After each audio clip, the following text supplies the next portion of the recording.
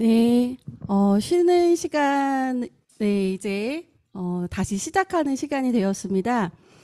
제가 아까 시작에 관련된 방정환 선생님의 말꽃 모음 중에 한 부분을 읽었었는데요. 두 번째 세션을 시작할 때 한번, 네, 읽어보겠습니다. 1주 3회 집회를 하면서 안으로는 정서 함양과 사회 훈련에 힘쓰고 밖으로는 윤리적 해방, 사회적 해방을 위해서 노력하게 되자 미미 하나마 소년회를 중심하고 그 주위에서부터 먼저 유소년에 대한 높임말 쓰기를 시작하고 어린애라는 말 대신에 어린이라는 새 말이 생겼습니다. 언론기관을 비롯해서 각 사회에서도 소년회의 존재와 아울러 어린 사람 세상의 일을 주목하여 취급하기 시작했습니다. 네, 제가 소년에 관련된 방정환 선생님 말꽃 모음에 나온 글을 한번 읽어봤습니다. 네, 이제 두 번째 세션입니다. 앞에서 이제 세계 인권, 특히 이제 미국의 인권법에 관련된 여러 사례, 그리고 다문화 청소년, 그리고 이주 배경 청소년에 관해서 인권의 현장 이야기를 했습니다. 네, 지금은 이제 대한민국 어린이 청소년 인권 현장의 세 번째 발표입니다. 장애 어린이 청소년 인권에 관하여 한국장애인 주간보호시설협회 자문위원장이신 유영미 선생님께서 발표를 하시겠습니다. 네, 여러분 안녕하세요. 저는 방금 받은 한국장애인 주간보호시설협회 자문위원장을 맡고 있는 류영미입니다. 그리고 저는 35세 된 그 자폐성 장애를 둔 어머니이기도 합니다. 네, 오늘 이 장애 아동 인권에 대한 것들을 좀 생각하면서 왔는데요. 그 긴 시간을 어떻게 보낸 건지 이런 생각에 좀 삽잡했고요.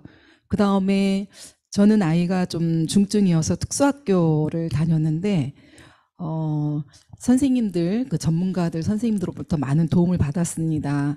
근데 그 통합하고 있는 우리 아이들은 아직도 학교 현장에서 매우 많은 그 힘듦을 겪고 있다라는 것을 최근에 또 제가 선생님으로부터 들은 것 같습니다. 네, 그래서 제 발표문에 앞서서 여러분들한테 잠깐 우리나라에서 장애인은 어떻게 정의하는가 이거를 조금 이해를 돕고자 합니다. 우리나라 그 장애인복지법에서는 장애인은 그 신체적, 정신적 상태로 인해서 그 단기간이 아니라 장기간에 걸쳐서 이제 몸이 불편하니까 일상생활, 또 정신이 힘드니까 사회생활을 하는데 상당한 그 어려움이 있는 사람으로 이렇게 정의를 하고 있습니다. 그런데 또 우리나라의 그 장애복지법의 기본 이념에서는 이렇게 어려운 사람일지라 할지라도 그들은 반드시 완전한 사회 참여와 평등을 통해서 사회 통합을 이루는데 그 기본 이념을 두고 있습니다. 뒤에서도 계속해서 얘기가 나오겠지만, 우리 그 학교나 교육 또 사회복지시설에 근무하는 사람들, 장애인 관련 그 노동 직업재활에 근무하는 모든 사람들의 목표는 그들의 그 장애인의 그 사회 참여입니다. 저 역시도 저의 그 가치는 우리 아이들이 그 시설이 아닌 지역사회에서 행복한 삶을 사는 것이 저의 가치였고, 그 삶을 위해서 저도 한 30년 동안 그 장애복지 현장에서 좀 일을 해왔고, 그 노력의 성과도 좀 있었다고 생각합니다. 그런데 아직도 지금 최근에 이제 어떤 얘기가 오고 가냐면, 이런 법으로라도 이렇게 좀 사회 참여를 시켜야 된다, 사회 통합을 이뤄야 된다라고 하면서도 이게 지켜지지 않는 것들이 계속해서 있고, 그거에 관한 문제가 많이 대두가 되다 보니까 최근에는 참여 강화법을 추가로 도입해야 되는 거 아닌가 이런 얘기가 오고 가고 있습니다. 그 참여 강화법은 그 독일에서 작년에 그 통과된 법인데요. 우리나라에서도 이제 이거를 좀 강력하게 몇몇 의원들이 추진하는 걸로 알고 있습니다. 제가 화면을 이게 좀 잘 안 되네요. 그래서 이 참여 강화법이라는 거는 뭐냐면 장애인과 비장애인들에게 동등한 기회를 보장한다라는 거거든요. 그래서 그 참여 기회를 확대하고 일상생활에서의 더 많은 기회를 그들한테 줘야 된다. 이제 억지로 이제 법으로라도 이제 이거를 만들어서 이제 실행할 수 있게 하려고 하는 것 같습니다. 자, 그다음에 그 장애 유형 변천사인데요. 그 저희 나라에 처음으로 장애인 복지법이 이제 생긴 것은 1981년도 심신장애자 복지법이었어요. 근데 이거의 심신장애자 복지법이 그 생기게 된 비하인드 스토리가 있습니다. 이거는 이제 우리나라에서 1988년도에 올림픽 유치를 해야 되는데 거기에 기준에 너희 나라는 이렇게 소외받고 몸이 불편한 또 정신적으로 힘든 장애인들을 위해서 이런 법이 있느냐 이런 걸 물어보는 그 지표가 있었어요. 근데 그게 없으니까 이제 그 정말 불이 나게 만든 것이 심신장애자 복지법이고 이때는 이제 5가지 유형밖에 없었습니다. 그래서 우리가 육안으로 볼 수 있는 장애인들, 그래서 뭐 시각이나 청각, 언어, 뭐 이제 이런 지체 장애인의 그 정신 지체 장애인이 하나 들어갔습니다. 그래서 그때는 정말 5가지밖에 없었던 거죠. 자, 그러다가 우리나라에서 1988년도에 그 올림픽이 치러지기 시작했습니다. 세계적인 이런 큰 행사가 우리나라에서 이제 개최되니까 그 관련된 특수학교에 있었던 분들, 장애인 관련의 그 직업 쪽에서 일하시는 분들, 사회장애복지에 있었던 사람들이 전부 세상 밖으로 나왔어요. 여기 YMCA, YWCA, 명동 대성당 이런 데서 이렇게 올림픽을 유치하는 이렇게 큰 나라에서 이 장애 범주, 장애 유형이 5가지밖에 안 되는 것은 문제가 있다. 장애 유형을 좀 더 많이 만들어야 된다라고 주장했습니다. 그래서 1999년도에 이제 드디어 장애인 복지법이 이제 개정이 되었고요. 2번에 걸쳐서 이제 저희가 장애인 범주가 현재로는 15가지입니다. 그래서 저는 이제 여기서 좀 얘기하고 싶은 거는 저희 딸이 4번의 그 장애 범주가 바뀌었어요. 맨 처음에는 정신박약, 정신지체, 그 다음에 발달장애, 그 다음에 최근에 자폐성 장애로 이렇게 자폐 스펙트럼 장애라고 하죠. 그렇게 바뀌었습니다. 이 정확한 진단이 왜 필요하냐면 치료나 교육 이런 것들에 굉장히 혼돈을 줄 수가 있죠.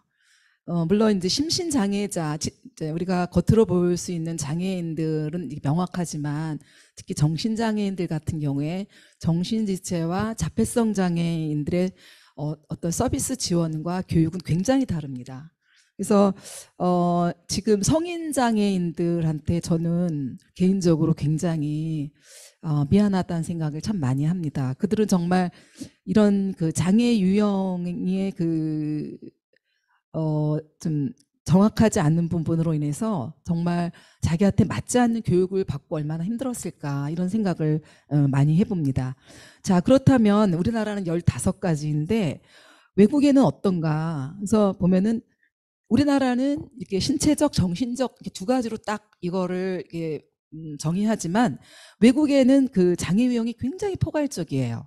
그래서 특정한 일을 어느 정도 그 수행할 수 있는지 여부에 대한 그 노동 능력 측면에서의 그 장애도 보고, 그 다음에 이제 그 환경적 요인에 의해서 불이익을 받는 이런 사회적 의무 장애도 포함됩니다. 그래서 아까 좀 전에 제 앞에서 그 다문화 가정 얘기를 들으면서 제가 너무 가슴이 아팠어요. 사실 이제 이런 분들도 이 범주에 넣어서 이분들이 어떤 먼지 언어적인 거나 귀가 안 들려서 말을 못하는 것이 아니라 어떤 이민해서 와서 와서 보니까 우리랑 언어 소통이 안 돼서 사회생활 하는데 어려움이 있는 거잖아요. 그래서 그들한테도 이제 이런 그 혜택을 줘야 된다. 그래서 제가 2000년도 초반에 호주에 갔을 때 오늘 여기 다문화 가족에 계신 분들은 굉장히 이렇게 가슴 아픈 토론을 했는데 제가 2000년도 초반에 호주에 갔을 때는 거기에 다문화 가족 센터에 있는 분들은 너무 막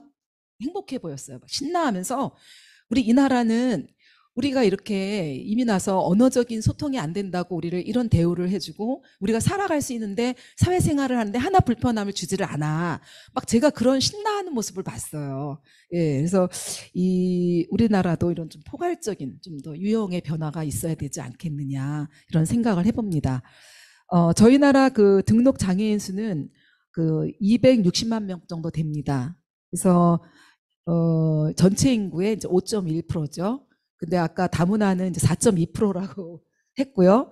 WHO에서 이제 다문화는 5%가 됐을 때 이제 다문화 국가라고 이제 인정을 하지만 그 WHO에서 그 나라의 장애 출연율을 10%로 보고 있습니다. 그렇다 그러면 우리나라가 지금 5,100만 명 정도 되거든요. 그러면은 10%라고 하면 510만 명 정도가 장애 등록을 해야 되는데 왜 우리나라는 5.1%밖에 되지 않았을까? 여러분들 잠시 함께 고민해 주시기 바랍니다. 그 이유는 사회적 낙인이죠. 네. 그 우리나라에는 아직도 이제 장애인이라고 하면은 어떤 사회적 낙인, 그 다음에 이제 가문, 뭐 그래 내가 장애인 등록을 했는데 국가가 나를 위해서 뭘 해주는 건데 사회적 낙인만 하고 뭐 이제 이런 식으로 해서 그 혜택 지원에 대한 이런 부분들도 장애 등록을 안 하는 그 요인 중에 포함이 됩니다. 자 그렇다면은 우리가 WHO에서 말하는 10%에다가 3명, 엄마, 아버지, 자녀 이렇게 3명을 곱하 보면은 1,500만 명이 장애 가족으로 이제 살고 있습니다. 그러면 거짐 세 집 건너서 이제 한 집이 장애 가족이다라고 보시면 되겠죠. 네.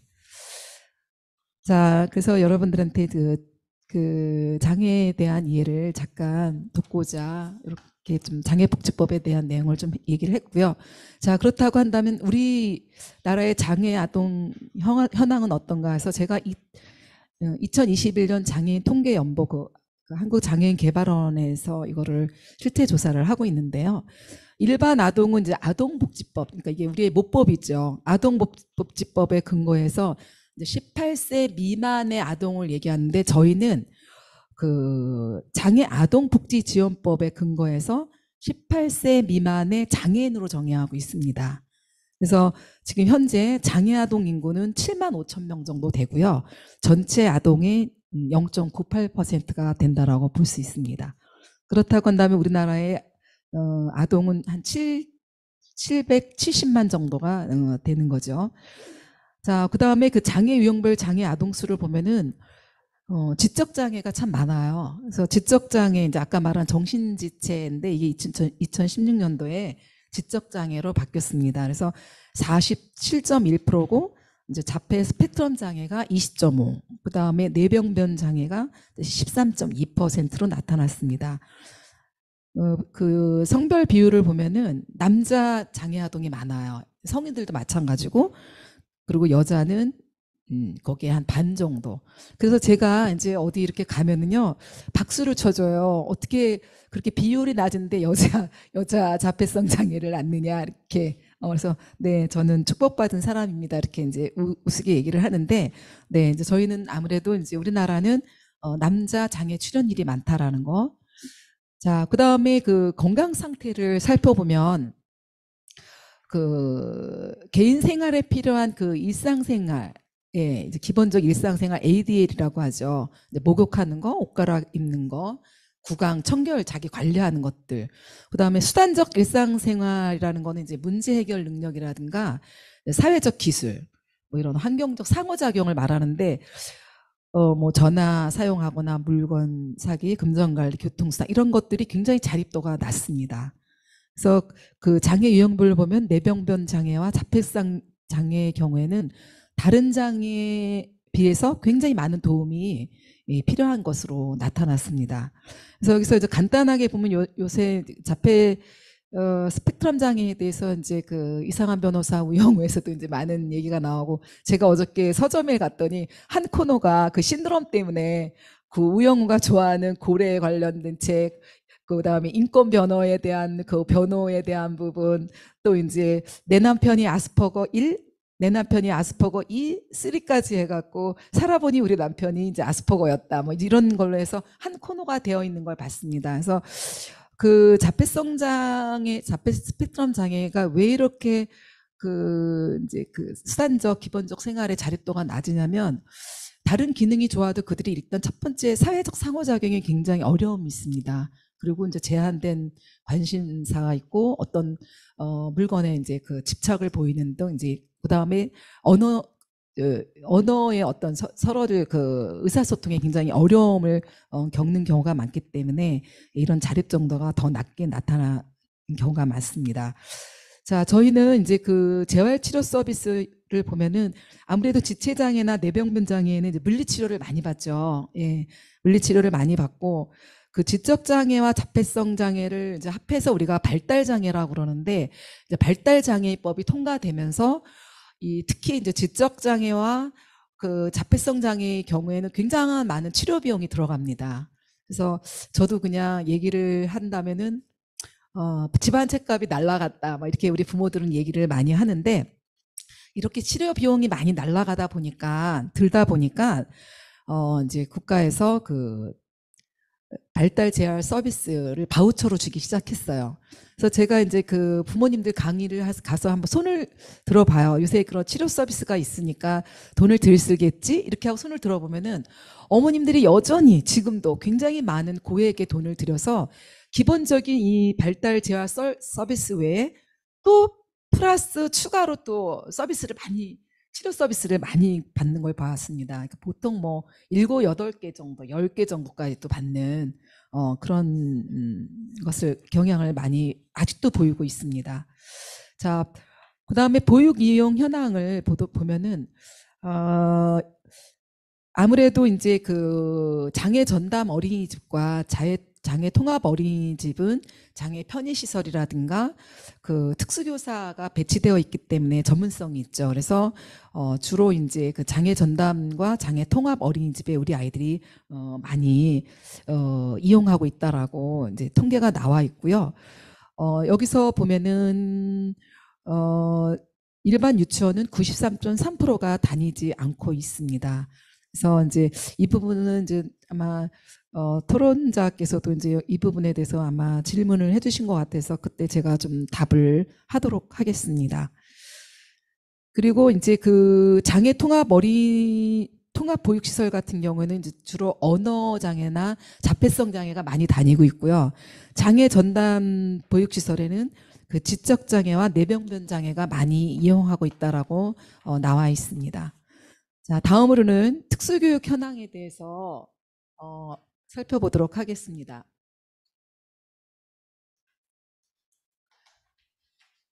네.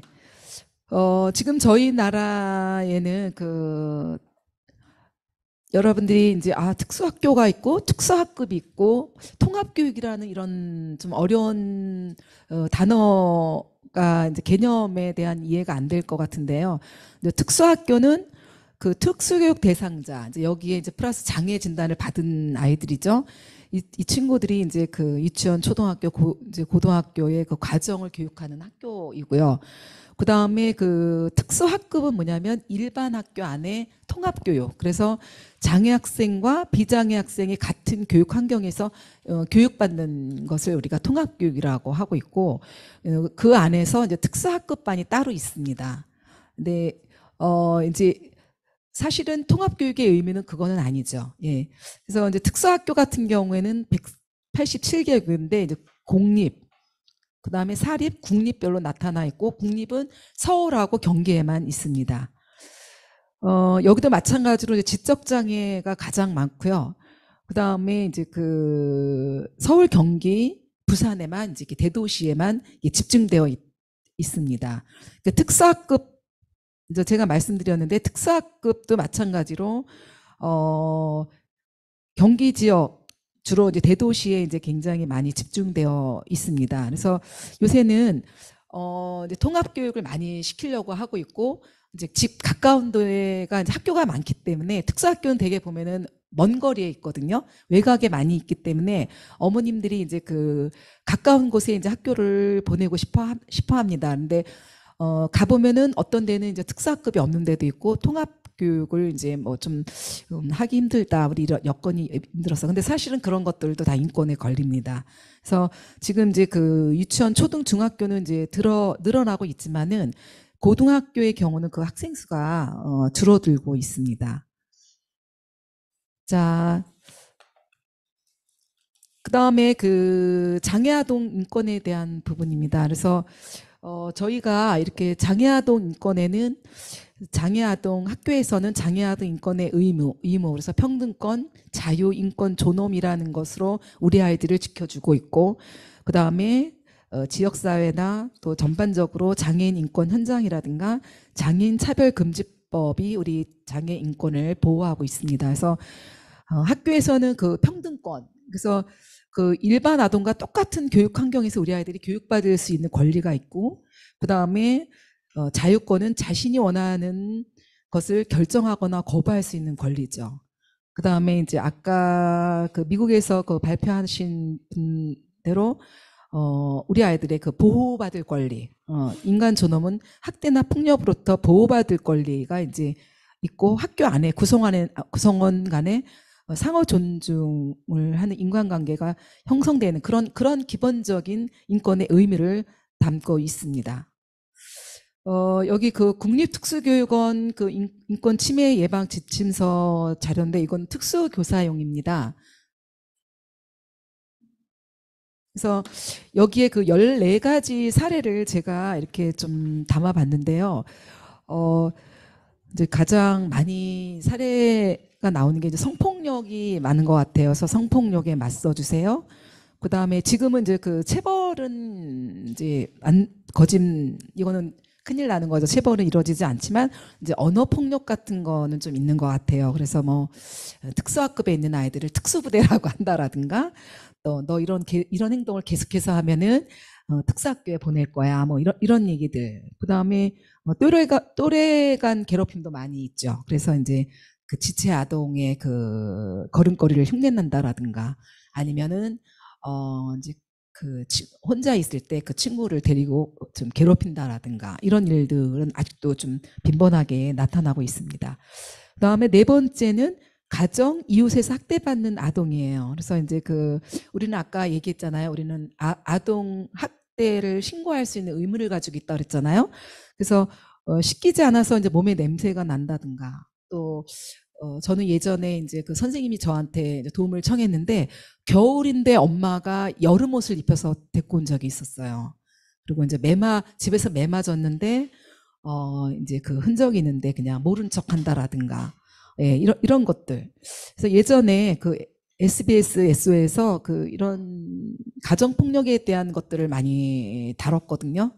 그래서 저는 이제 그때 뭐 솔루션으로 참석돼달라 뭐 이런 제의를 많이 받았는데, 제가 이제 저희 아이 학교 다니는데 이 촬영을 왔었어요. 근데 저희 아이 다니는 학교는 굉장히 시설이 잘 돼 있었어요. 그 공립 특수학교였는데, 근데 이상하게 가장 지저분하고, 그 집에 가서도 그냥 제일 그 우리가 보고 싶어 하지 않는 현장, 그 다음에 학교도 그런 것만 찍어서 그걸 이렇게 방영하더라고요. 그래서 저는 그걸 보면서, 야, 저걸 보면 과연 그 모든 일반인들이 장애인과 함께 하고 싶을까? 막 이런 생각을 참 많이 했어요. 그래서 저는 요새 그 우영우가 우리하고 자폐 스펙트럼 장애의 우영우는 없다라고 얘기를 해요. 이제 몇 가지 어떤 거 행동적인 거는 있지만은, 그렇지만 이렇게 좋은 모습을 보여주는 건 저는 참 바람직하다고 생각하고, 저 역시 이제 우리 아이의 그 좋은 환경을 위해서 굉장히 좀 노력하고, 모든 사람들이 그런 역할을 했으면 합니다. 자, 그래서 이제 그 이런 부분들, 또 너무 이제 장애인이니까 그냥 너는 가만히 있어, 뭐 방임한다든가, 그 다음에 또 이제 그 뭐 너무 과잉보호한다라든가, 이런 것도 이제 인권 침해죠. 그래서 보면은 뭐 실연회나 체육대회 때 그 뭐 이제 이탈할까봐 너 그냥 여기 있어. 교실에 특사급 반에 있어. 뭐 이런 것들. 그 다음에 가위질 위험하니까 그 다음에 짝한테 너 좀 대신 네가 다 잘라줘. 오려줘. 그리고 이제 그 도우미 친구가 이제 모든 거를 다 하는 거 이런 것도 사실은 인권입니다. 인권 침해이죠. 그리고 이제 그 우리 아이들한테 제일 요새는 이제 그 자기 결정 능력이 굉장히 중요한데 그 결정 능력을 이렇게 이제 많이 그 인정하지 않는 것 중에 부모님들이 많이 하고 있습니다.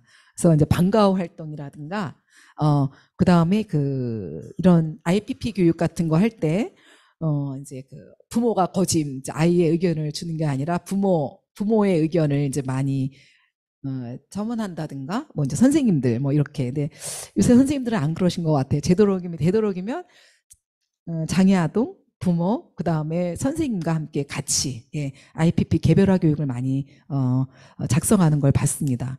그리고 이제 쉬는 시간에 화장실에 무조건 다녀오라고 하죠. 이런 것들. 자, 그 다음에 이제 교육의 기회를 보장해 주세요. 뭐 이런 것들이 있는데, 이제 이거는 이제 그 장애가 기준이 아닌 통합의 기준을 둬야 되는 거죠. 얘가 막 특장애가 많이 있어. 그러니까 너는 교육받지 말고 특사급에 있어. 뭐 이런 것들이죠. 여기 그 오타가 있는데요. 통합이 아니고 통학입니다. 그래서 이제 아까 말한 장애인 복지관이라든가 그다음에 특수학교는 되게 외곽에 많이 있어요. 그래서 왕복 3시간씩 이제 이런 것들 이렇게 다니는 것들이 많이 있어서 이거는 통합관과 교육권의 인권 침해에 들어갈 수 있습니다. 그래서 이런 경우에는 제가 이제 굉장히 그 훌륭한 학교의 그 교장 선생님을 뵀는데 그 아이가 학교에 못 오면은 그 시설에 있는 중증장애인 거기에 가서 순회 학급을 해준다든가 그 다음에 이제 병원에 있는 그 장기간 입원해 있는 아이들을 위해서 병원에다가 학교를 만드는 특수학교를 만드는 이런 것들도 봤습니다. 자, 나머지 좀 시간 관계상 이제 뭐 보조 인력, 교육과정, 편안한 환경, 특정 종교, 나 개인의 정보는 소중해요. 예, 이거는 대신 하도록 하겠습니다. 자, 그러면 이 피해받는 장애 아동에 대한 쉼터는 있을까? 그래서 우리 일반 아동의 쉼터는 있었어요. 그래서 저희 장애인들도 일반 아동에 있는 쉼터에 가서 많이 있었어요. 그래서 굉장히 많이 거기서 그 장애인들의 이해가 부족하기 때문에 우리 장애인들을 보호해주는 그 선생님들, 그 다음에 우리 당의 당사자들도 많이 힘들어했던 것 같아요. 그래서 우리나라에서 2015년도에 피해 장애인 쉼터를 이제 마련했습니다. 그래서 지금 현재 전국에 18개 지역에 19개 기관이 있습니다. 그래서 이것도 최근에 제가 이제 거기 워크숍 한 내용을 좀 찾아봤는데 2021년도 기준으로 보니까 184건이 발생했는데 여기서도 여성이 132명으로 가장 많았고 남성은 52명이었습니다. 그래서 보면은 제가 이제 여기는 피해 장애인 쉼터에는 남성과 여성 그리고 연령대는 구분되어 있지 않습니다. 근데 여기서 보면은 우리가 말하는 그 장애 아동의 비율을 보니까 25%가 넘습니다. 그리고 장애 유형도 역시 지적 장애가 많았고요. 중복 장애, 뇌병변 장애입니다. 그래서 학대 유형을 분석해 보니까 그 신체적 학대가 굉장히 많았고 성적 학대도 굉장히 많았습니다. 그리고 중복 학대, 경제적 착취, 유기, 방임 순으로 나타났고요. 되게 이제 그 친지, 이웃 이런 데서 많이 발생했습니다. 그럼 이런 장애 쉼터는 누구를 통해서 이용할 수 있느냐 이렇게 좀 조사를 해봤더니 지금은 장애 권익 옹호 기관을 통한 입소 의뢰가 가장 많았습니다. 그래서 22건, 그러니까 77%가 22건 중 174건 77%가 권익 옹호 기관을 통해서 입소 의뢰가 들어왔고 이제 기타 20건은 이제 이웃이나 뭐 이런 지역, 그다음에 지자체에서 18건, 그다음 발달 장애인 지원 센터가 있습니다. 저희가 거기서 4%, 경찰 2%입니다. 좋은 소식은 올해 우리도 장애 아동만을 위한 피해 쉼터가 신설될 계획입니다. 그래서 2022년도 하반기에 서울에 2개, 경기에 2개, 부산 1개 이렇게 설립 예정을 앞두고 있습니다. 네, 제 발표는 여기서 마치도록 하겠습니다. 네, 감사합니다. 네, 감사합니다. 류영미 선생님께서 장애 아동 인권 그리고 다름의 동행이라고 하는 주제를 가지고 발표를 해주셨습니다. 저도 지금 되게 반가운 그 소식인 그 장애 아동 피해 쉼터 신설 계획, 네, 반가운 소식인 것 같습니다. 여기에 관하여 이제 장애 어린이 청소년 인권 최효분 다전 군공립 어린이집 원장님께서 토론을 주시겠습니다.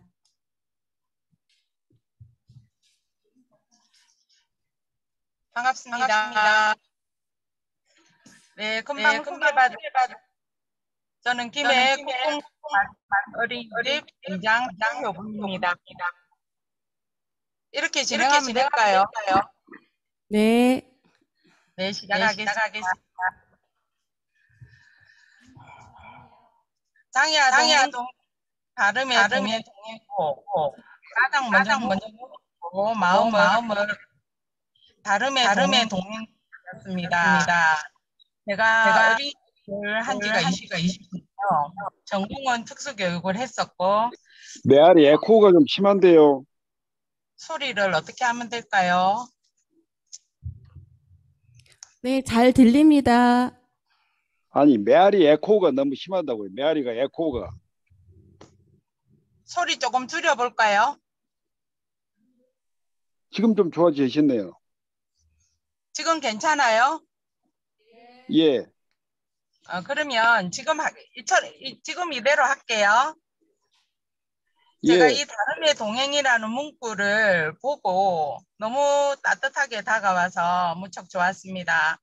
저는 어린이집을 운영을 하고 있는데 이 어린이집이 뭐 장애아 전담 어린이집도 아니고 그렇다고 통합 어린이집이라고 지정받은 것도 아닙니다. 일반 어린이집이기도 한데요. 그 보고서에 따라서 보면 저희 지금 지적장애와 자폐성 장애를 포함한 정서장애 아동들이 매년 많이 들어오고 있습니다. 적게는 한두 명이고 제가 근무하는 동안에 한 4명까지 있었던 경우도 있었습니다. 이 아이들이 제가 이 주제를 봤을 때 우리 아이들은 사실은 부모님들께서 인정을 소리가 안 하고 들립니다. 소리 안 들리나요? 네. 소리 잘 들립니다. 네. 그 특성상 저희가 어린이집이다 보니까 저희들이 사실은 이렇게 보육을 하면서 선생님들이나 저희들이 이 아이는 다른 아이들이랑 조금 틀린다, 다른 것 같다, 조금 성향이 보인다 이렇게 많이 느껴지는 경우가 많거든요. 많은 아이들이 있는데도 부모님들한테 이야기를 드리기가 무척 자유롭지가 않아요. 편하지도 않고 또 그렇다고 말씀을 어렵게 드려도 받아들이는 게 너무 힘들기 때문에 항상 그것이 큰 문제로 와 닿습니다. 하지만 요즘이 보면 해가 바뀌면 바뀔수록 그런 아이들이 많이 있다는 그런 성향을 띠는 아이들이 많이 발생하고 있다는 점이 무척 좀 문제가 되고 있지 않을까 이런 고민도 많이 하고 있습니다. 사실 영아기 때부터 친근하게 만지게 되는 이 핸드폰이나 게임, 각종 미디어 등의 사용으로 인해서 우리 아이들이 사람과 상호작용을 많이 함으로써 사회성도 기르게 되고 언어도 발달하게 되고 하는 그런 발달적인 면에서 이루어져야 되는데 지금 현재는 기계와의 상호작용이 늘어남에 따라서 언어나 사회성 그런 것들이 결핍되어서 다양한 장애 증세가 증가되고 있거든요. 또 보면 요 앞에 주제 발표하셨던 것처럼 다문화 부모님들이 사실은 조금 많으세요, 요새는. 근데 이 다문화 부모님들께서도 우리나라의 이 교육 과정이라든가 아동 발달에 대한 그런 의식 수준이 부족해가지고 이 우리나라에 시집 오셔서 결혼하셔서 낳은 이 다문화 아동들을 교육하는 데 있어 상당한 어려움을 저희들이 현장에서 받고 있거든요. 그래서 일일이 부모님도 저희들이 이렇게 교육을 해야 되는 상황이고 그에 따라서 아이들을 매일매일 일반적인 우리나라 아이들과 함께 보육을 이루어 나가는데 무척 힘든 상황이기도 합니다. 근데 이런 아이들이 지금 다른 아이들이랑 같이 보육을 하면서 발생하는 것들이 언어 발달이 잘 이루어지지가 않아요.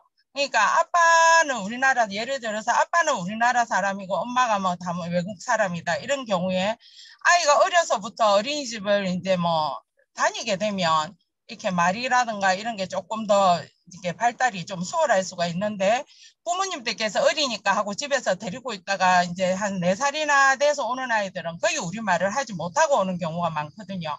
그러면 이런 아이들은 언어도 문제지만 이 사회성, 아이들과 또래 친구들과 노는 방법이라든가 이런 것들도 처음부터 부족하게 들어오는 성향을 많이 가지고 오기 때문에 그 뭐라고 할까요? 그 장애 성향이 많이 발생할 수 있다고 저희들은 조심스럽게 추측을 해봅니다. 그리고 이렇게 저희가 어린이집 현장에서만 저희들이 이렇게 문제점을 고민을 하고 해결할 수 없는 거를 하고 있는 이것을 국가나 부모님들의 의식 개선 없이는 계속적으로 이 장애 성향을 띠는 영유아, 초중등, 그리고 그런 특수학생들의 수가 늘어날 것이고, 또 이 보고서에 보면 이 특수학생들이 고등학생이 되는 경우에는 그 수가 줄어든다고 나와 있어요. 이 부분에 대해서 왜 그런지 사실은 조금 궁금한 점도 있습니다. 그리고 조심스럽게 제가 뭐 생각할 때에 특수학교가 그렇게 많지는 않아요. 그래서 고등학생들이 다닐 수 있는 이 학급이나 학교의 수가 작아서 아이들이 그냥 집에 있는 경우가 많지 않을까. 그래서 그런가 하는 의문점도 사실은 가지게 되고, 또 이런 문제들이 나중에 전환교육으로서 자연스럽게 이렇게 잘 해결이 되어서 우리 이 장애 아동들이 사회의 한 구성으로서 잘 살아갈 수 있는 그런 제도적인 뒷받침이 되어야 되지 않을까, 그런 생각을 가지기도 합니다.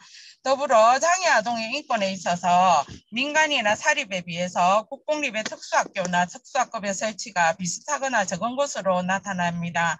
국가 차원에서의 장애 아동의 인권에 대한 관심이 더 요구되는 상황이고, 영유아의 경우 하루하루 발달이 진행되어 가고 있는 특성상 장애 진단이 제가 알기로는 만 2세까지는 안 내려지는 걸로 알고 있습니다. 근데 사실은 저희 현장에서는 만 2세, 우리 나이로 4살 친구들에서 많이 그런 거를 발견을 할 수가 있거든요. 예, 그런 경우에 조심스럽게 부모님들께 이제 뭐 제안이라고 하기는 그렇고 조금 이렇게 팁을 드리자면, 언어가 조금 늦습니다. 친구들이랑 같이 뭐 활동하는데 조금 문제가 발생합니다. 뭐 이런 식으로 이제 둘러서 이야기를 하다 보면 부모님들께서 너무 가볍게 생각하시는 거예요. 그러니까 이 또래 아이들 보통 그렇지 않나요? 뭐 이렇게 되물어 보시기도 하지만, 그런 아이들은 이제 저희들이 말하는 거를 잘 듣고 센터나 뭐 이런 구체적인 다른 활동을 또 하거나 뭐 이렇게 교육을 받게 되는 친구들은 많이 좋아지는 경향이 있어요. 그렇지만 그 결정적인 시기를 놓치게 되는 경우에는 결국은 이 친구는 5살이 되거나 그 이상 되면 일반적으로 보육시설에 함께 친구들과 어울리지 못하고 혼자 이제 나중에 뭐 특수학교로 가게 되는 그런 경우들도 간혹 생기기도 합니다. 그래서 만 3세 미만의 지적장애나 정서장애 특징이 나타나는 영유아들의 조기 발견, 조기 교육 이런 것들이 매우 중요한데, 그런 역할을 하는 것이 저희 보육시설이 아닌가 저는 조심스럽게 생각합니다. 그리고 거기에 비해서 저희 어린이집의 경우를 제가 이야기를 하자면, 사실 저희 인근에 있는 장애 전담 어린이집이 있어요. 그 어린이집과 저희 어린이집에 이제 큰 반 아이들, 7세 아이들을 한 달에 한 번씩, 한 번은 그 장애 전담 어린이집에서 수업을 하고, 한 번은 저희 어린이집에서 수업을 하고 하면서 그 아이들이라도 이렇게 서로 교류할 수 있도록, 서로의 다름을 어릴 때부터 볼 수 있도록 기회를 제공하고 있는데, 저는 그것을 처음에 했을 때는 아이들보다는 선생님들의 의식을 조금 바뀌었으면 하는 바람이 조금 컸었습니다. 저희 일반 보육교사 선생님들은 일반 아동들을 기준으로 보시기 때문에 특수아동에 대한 교육 같은 거는 보수교육 같은 때 이제 한 번씩 듣는 그게 다거든요. 그렇다 보니까 선생님, 우리 어린 네, 네, 후원자 선생님 시간이 많지가 않아서요. 네, 네. 이제 조금 요약을 해주시기 예, 바랍니다. 예, 알겠습니다. 그래서 저희는 그렇습니다. 이렇게 현장에 근무하시는 선생님들의 장애 아동들에 대한 인식이 바뀌어져야 더 이렇게 우리 아이들의 인권이 더 존중되고 보장될 수 있지 않을까. 사실 저희가 수업 시간에 그런 아이들 일일이 다 이렇게 평등권을 보장해 주기가 다른 아이들에 대한 피해 때문에 조금 어렵기도 하거든요. 그래서 현장에서 이제 일하시는 우리 선생님들의 그 장애 아동에 대한 인권 그런 의식 수준이 개선되어져야 되지 않을까 그런 생각을 하면서 오늘 토론을 마치도록 하겠습니다. 감사합니다. 네, 네, 답을 좀 해주시기 바랍니다. 네, 제가 여기 토론문을 보니까 그 유치원에 93.3%밖에 다니지 않다고 하는 분 하나 하고, 그 다음에 고등학생이 될 때 학생 수가 줄어드는 이유가 궁금하다는 얘기를 했는데요. 일반 보육시설도 이제 우리 아이들이 3.6%밖에 이용을 안 하고 있어요. 그래서 제가 이제 유치원을 운영하는 저희 같이 공부했던 사람들한테 좀 전화를 해봤어요. 왜 유치원에 집 가까이 있는 그 유치원에 우리 아이들이 다닐 수 없느냐, 이제 이런 얘기를 좀 했더니 장애 아이가 오게 되면 편의 시설 이런 것들을 다 바꿔야 되기 때문에 기존에 있는 유치원으로는 굉장히 이제 공간이 적다, 뭐 이런 얘기들을 하면서 단설 유치원의 필요성을 얘기를 하더라고요. 그래서 인천 같은 경우도 자유유치원이 있는데 이제 교육청 차원에서 만들어진 거죠. 그래서 그거는 이제 일반 아동과 장애 아동이 왔을 때 편의시설이라든가 모든 것들이 다 갖춰진 이런 것들을 얘기하는데, 여튼 이제 이런 어떤 이것도 일종의 이제 회피일 수도 있겠죠. 예, 그래서 이제 일반 유치원은 일단 우리 아이들이 좀 다니는데 어려움이 많이 있지 않나. 거기에 특수교사도 없고. 네, 그래서 좀 이런 부분이 조금 저도 굉장히 마음이 아팠습니다. 그 다음에 두 번째는 고등학생이 될 경우에 이제 줄어든다고 했는데, 이건 뭐냐면 제가 요거는 좀 설명할 수 있는 게, 어머님들이 중학교 때까지는 뭐 이제 여튼 힘들어도 열심히 통합교육을 쫓아다니면서 시키세요. 복도에서 막 지켜가면서 문제 있으면 또 도와주고 이렇게 하면서 이런 전쟁과 같은 삶을 사는데, 이제 고등학교 때쯤 되면 지치시는 거죠. 예, 지치시고, 그 다음에 이제 특수학교를 가면 이제 특수학교는 중학교 때부터 직업교육을 굉장히 준비를 잘 해줍니다. 그래서 특수학교에 가면은 이제 취업이 잘 된다고 생각하는 거예요. 보호작업장이라든가, 그 다음에 이제 특수학교 내에 요새는 또 전공과가 많이 생기거든요. 그래서 이제 그런 전공과에 들어가기 위해서 많이들 이제 일반 학교에 있는 통합학교에 가는 것보다 이제 특수학교에 가는 경우가 많기 때문에 이게 이제 수가 줄어든다라고 이제 볼 수 있고요. 아까 이제 선생님이 말한 정확한 진단을 받는 것이 이제 매우 중요하다고 했고요.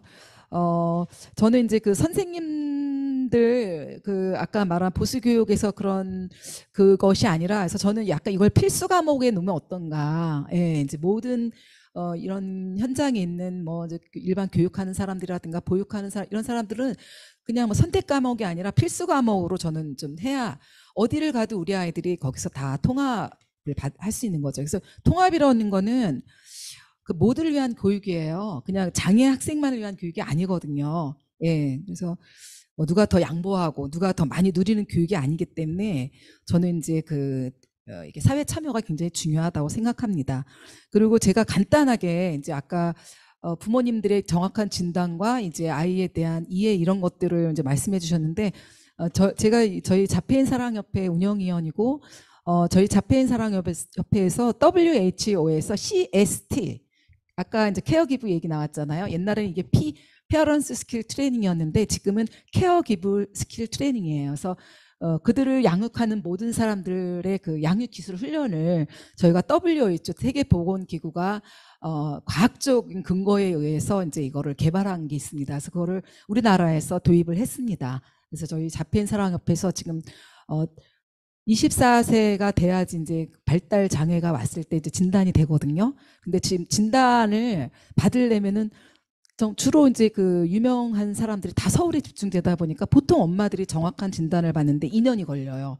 그러다 보니까 그 사이에 이제 우리 아이들이 굉장히 중요한 교육의 시기를 놓치는 거거든요. 그래서 이 CST를 가지고 집에서 어머님들이 그 양육 기술을 집에서라도 좀 할 수 있게 저희가 이렇게 도와주고 있고, 그 다음에 저희 나라에서는 지금 이제 2명의 마스터 트레이너, WHO에서 인정한 마스터 트레이너가 있고, 그 다음에 그 또 이제 그 마스터 트레이너가 또 6명의 마스터 트레이너를 지금 배출했습니다. 그래서 지금 2기의 마스터 트레이너들은 거진 소아정신과 의사들로 구성이 되어 있습니다. 그래서 그 CST에도 좀 많은 관심을 가지고 한국 자폐인 사랑협회에 들어가 보면 이거에 대한 자세한 내용이 나와 있으니까 참고하시면 많은 도움이 될 것 같습니다.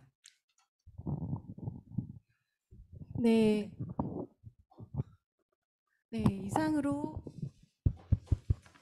네, 이상으로 그 장애 아동 청소년 인권 토론에 관해서 이야기되었습니다. 앞서서 말씀하셨듯이 이제 그 통합과 이제 그 통합 학급의 어떤 운영이라든지 장애 아동의 편의 시설이 없어서 단설 유치원이 필요하다는 그런 의견도 주셨습니다. 그리고 앞으로 그 부모의 정확한 인지와 진단을 위한 그 중요한 어떤 그 진단의 그 기법도 되게 중요하다고 말씀해 주셨습니다. 네, 이어서 저희는 그 대한민국 어린이 청소년 인권의 현장 4번째 학교 밖 어린이 청소년 인권 청소년 인권 운동 연대의 지음이라고 하는 단체가 있습니다. 그 지음 단체에서 상임 활동가로 계신 난다님의 발표를 듣겠습니다. 네, 안녕하세요. 네, 소개받은 난다라고 합니다. 네, 저도 그 발표 자료 PPT가 있는데요. 네, 공유가 될까요? 네.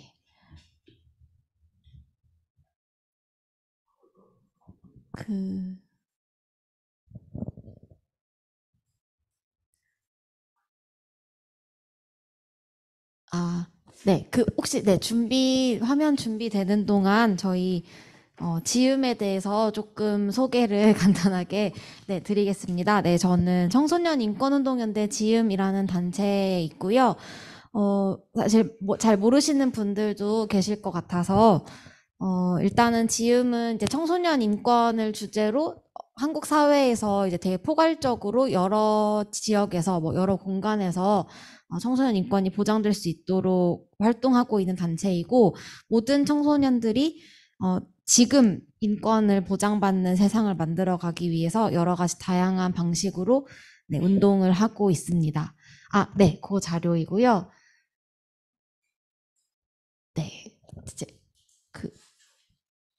공유 되면 바로 시작하도록 할게요. 제가 맡은 주제는 이제 학교 밖 어린이 청소년 인권을 주제로 해서 일단 좀 실태와 그 이유 이런 것들, 그리고 어떤 것들이 좀 바뀌어야 하는가 이런 부분들을 중심으로 말씀을 드리게 될 것 같아요. 네, 먼저 일단은 그 현황을 좀 살펴보겠습니다. 학교 밖 청소년 현재 좀 앞에서도 이제 다양하게 그 통계나 이런 것들 바탕으로 이렇게 전반적인 숫자 이렇게 좀 말씀을 해주셨는데, 이제 학교 밖 청소년, 그러니까 지금 학교를 다니지 않고 있는 학업 중단 청소년이라고도 이제 표현을 하긴 한데, 교육부에서.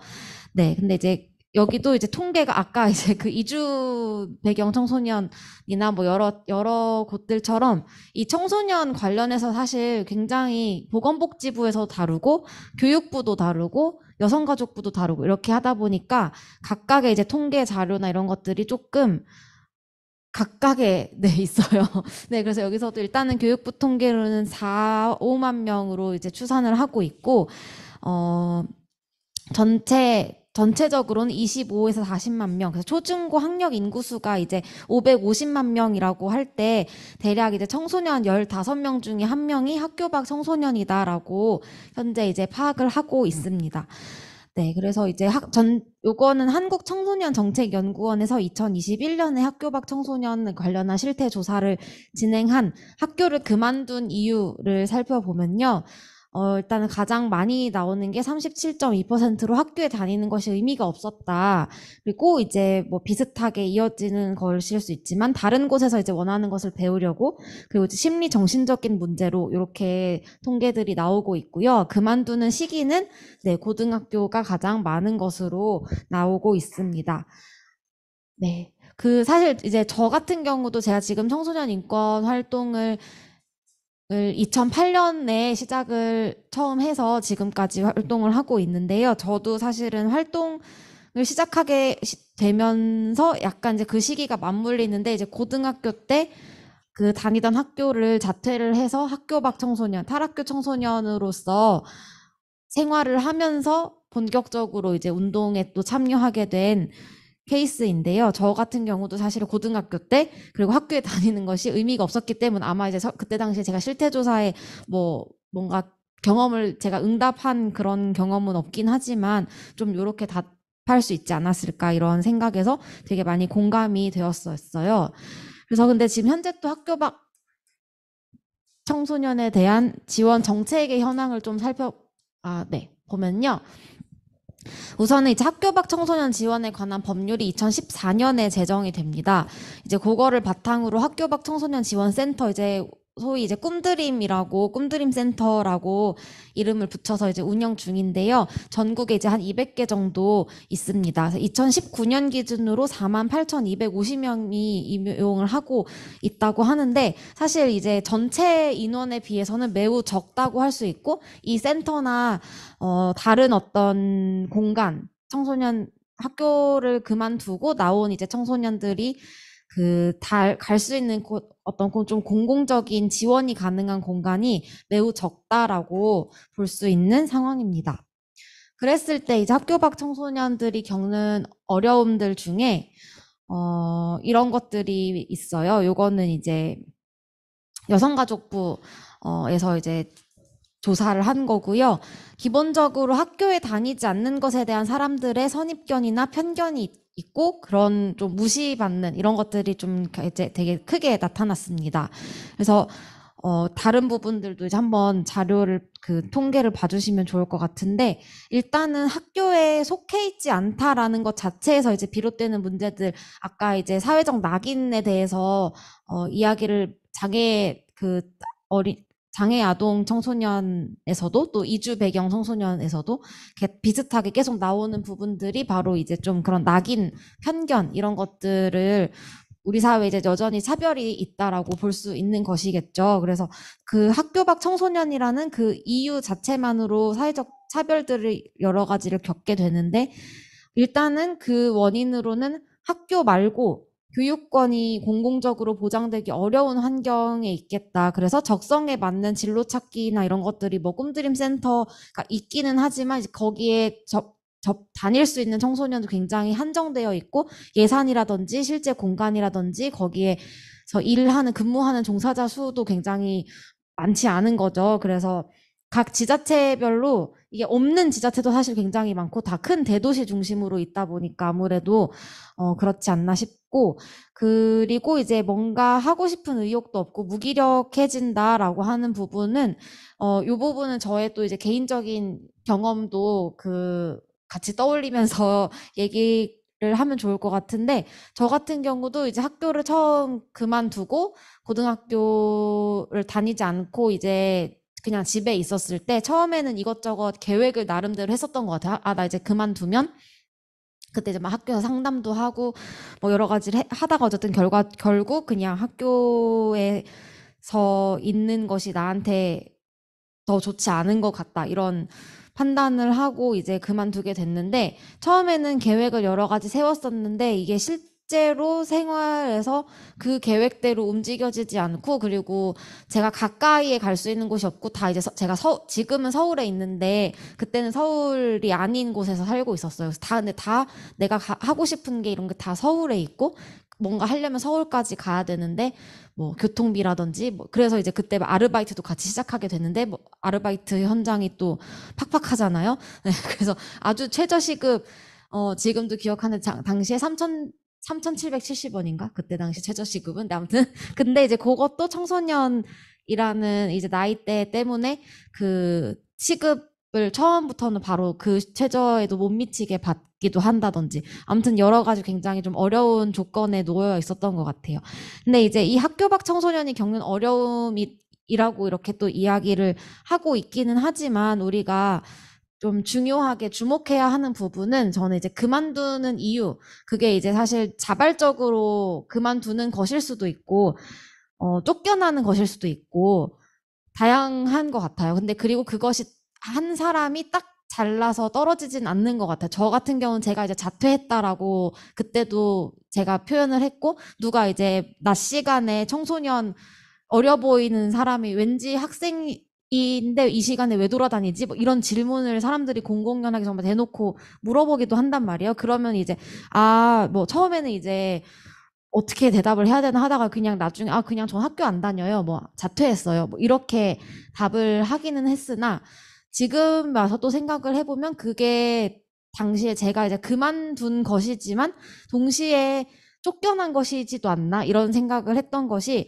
학교라는 공간 자체가 사실 굉장히 또 차별적이고 폭력적이기도 하고 굉장히 억압이 많은 공간이었기 때문에, 그게 내가 그만둠을 당했다, 쫓겼다, 뭐 굉장히 사실 이게 복합적이라고 느껴집니다. 그래서 우리는 이렇게 통계로 나와 있는 부분을 당연히 참고를 하지만, 동시에 그만둔 이유, 그리고 그 조건, 그 청소년들이 처해 있는 상황들이 굉장히 다양하기 때문에, 어떤 학교 밖 청소년, 뭐 탈학교, 이 집단로만 묶어서 이것이 공통된 인권 문제야라고 하기에는 사실 좀 어렵다라고 생각이 들어요.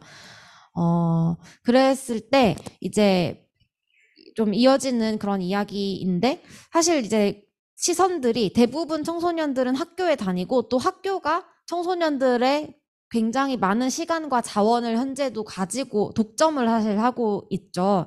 그래서 지금 이 7에서 18세 연령대, 지금 갑자기 이제 그 취약 연령에도 자꾸 이 정부가 낮추려고 하는데, 아무튼 지금으로서 어쨌든 7에서 18세 연령대는 모두 일단 학교에 다니는 사람이고, 학생이 아닌 어린이 청소년은 그 자체로 사회에 있을 자리 자체가 잘 보장되기 어려운 사회에 우리가 지금 살고 있다. 그래서 이제 앞에 통계랑 그 응답이랑도 비슷한 건데, 이제 편견이 가장 힘들다라는 응답과, 또 이 학교 밖 청소년들의 경우 아르바이트 경험이 있는 경우도 굉장히 또 많은데, 뭐 임금을 미지급한다든지 초과 수당을 지급하지 않는다든지, 뭐 이렇게 함부로 대해진다든지 반말을 듣는다든지, 뭐 폭언, 인격 모독, 이런 부당 행위를 또 노동 환경 속에서도 겪게 되더라. 이런 부분들이 같이 계속 맞물리면서 전체적으로 이 학교 밖 청소년이 겪는 어려움으로 나타나는 것 같습니다.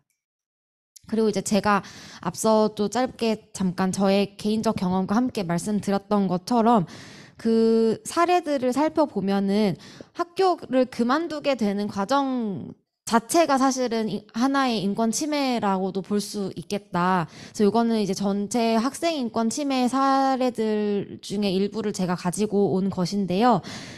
그 맨 왼쪽에 있는 이미지 사진은 보이시죠? 이게 보시면 이거는 사실 그 여학생들에게 두발 복장 단속이 어떻게 지금 작동하고 있는가, 뭐 보시면 색깔 머리끈 안 돼, 묶은 머리 안 돼, 쇼컷 안 돼, 뭐 속옷 색깔도 뭐 검은색이면 안 되고, 뭐 패딩 입으면 안 되고, 뭐 마이를 입고서 이제 뭐 왜 겉옷을 입을 수 있다든지, 뭐 색깔 있는, 아무튼 뭐 치마 길이, 그다음에 뭐 양말 색깔, 양말 길이 굉장히 아주 촘촘하게 다 금지하고 있는, 이거에 아주 옛날 오래된 일이 아니고요. 2021년에 서울시 사례입니다. 그래서 우리가 지금 이제 뭐 여러 가지 인권 학교나 그 청소년들에 대한 이제 인권 침해 사례들 이런 것들이 이제 많이 좋아지지 않았나? 뭐 거의 뭐 제도적으로 뭐 법적으로도 뭐 체벌은 금지됐고 뭐 몇몇 지역에서 이제 학생 인권 조례도 생기고 다 바뀌었지 않나? 이렇게 또 얘기를 하고 사회적으로 인식이 좀 그런 관심도 많이 생기면서 달라졌다라고는 하지만 사실 여전히 이런 학교에서의 규제나 체벌 같은 경우도 사실은 여기에는 제가 지금 통계로 따로 넣진 않았지만 그 2019년, 20년 이렇게 실태조사한 결과를 보면은 사실 4명 중에 1명은 체벌 경험이 있거든요. 네. 그 여전히 학교에서. 그래서 그런 학생들 학교 안에서의 그런 인권 침해 문제. 그리고 이제 코로나19 이후에는 그 뭐 등교도 뭐 개학을 한다, 연기를 했다, 뭐 이런 참 여러 가지 문제 소지가 많았는데 그 마스크 색깔을 규제하는 학교 들어보셨나요? 네, 잘 모르실 것 같아요. 이게 사실 별로 그렇게 알려지지도 않고 그 학교에서 이렇게 저희는 이제 저희 단체에서 약간 한 번씩 사례나 이런 것들이 들어올 때가 있어서 같이 좀 이야기도 나누고 있는데 뭐 그런 것들이라든지 사실 전반적으로 학교의 문화나 규칙들이 굉장히 비민주적이고 이런 것들이 학생들과 함께 정하고 뭐 학생 인권을 보장하는 방향으로 그 평등과 인권의 기준으로 한 것이 아니라 사실 학교장이 어떻게 하느냐에 따라서 좌지우지 되는 학교 환경 이런 것들 그리고 학생 자치 이런 부분에 있어서도 뭐 학생회도 있고 뭐 학교에서 여러 가지 동아리 활동도 있고